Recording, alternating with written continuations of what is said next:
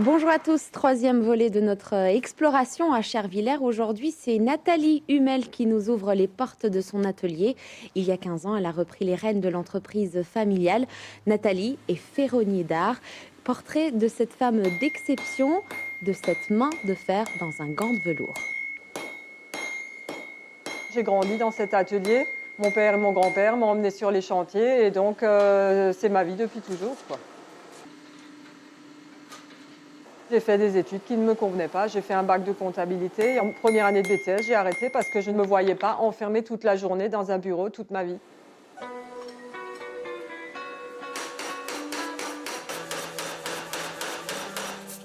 Donc là, effectivement, je fais une tête fermée. Et ça vous fait aussi des abdos.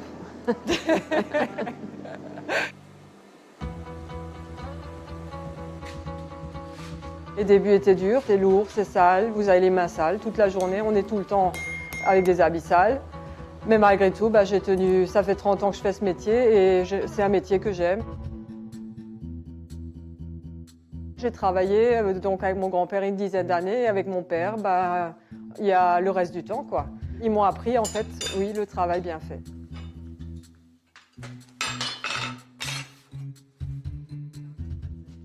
Tu les chauffes et tu me les donnes au fur et à mesure, on les fait tous là.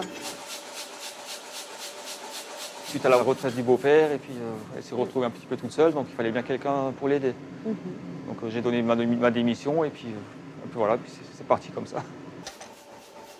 Faut faire l'autre côté aussi. Te brûle pas. Hein. Quand on est à deux, on est toujours plus fort que quand on est seul. Je suis contente qu'il soit avec moi, bien sûr.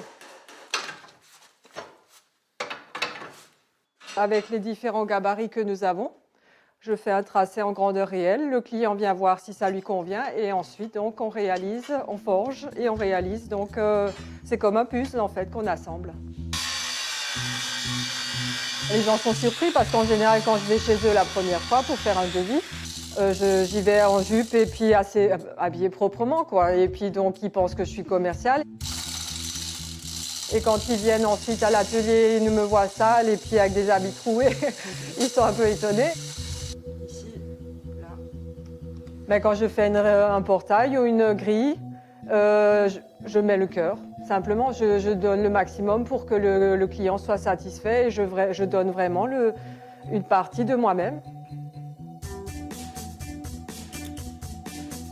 Et c'est ainsi que s'achève ce troisième épisode. Demain, séquence nostalgie. André Klein, un Chervillérois, nous fera découvrir son épicerie musée, une épicerie datant du XXe siècle et qui est toujours restée dans son jus.